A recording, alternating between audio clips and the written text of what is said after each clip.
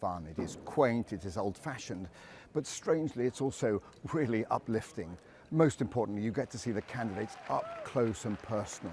We've been filming this weekend with Joe Biden and Bernie Sanders, with Pete Buttigieg as well, and you get to see them as they make these early pitches to core voters, as well as trying to persuade independent Iowans to come and join their campaign.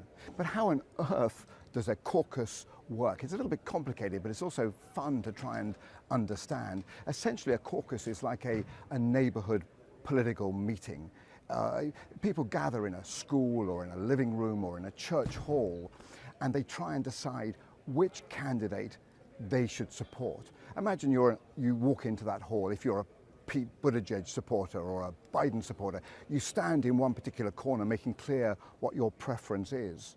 And so you end up with like 6, 7, 8 different groups of people, each supporting a different candidate. And the voters, as they come into that room, will gravitate towards the group that represents their preferred candidate. But here's the thing, you have to have 15% of the popular vote of that room to be a viable group. And if not, then you become kind of a free agent and you have to be reassigned to a different candidate. So that's in that 15-minute window, you're then subject to all sorts of persuasion, and it really becomes kind of a debate as people try and lure you over to their particular candidate. And then after that 15 minutes of kind of urgent persuasion, then it all stops and a tally is made, and delegates are awarded according to the proportion of the numbers in that room.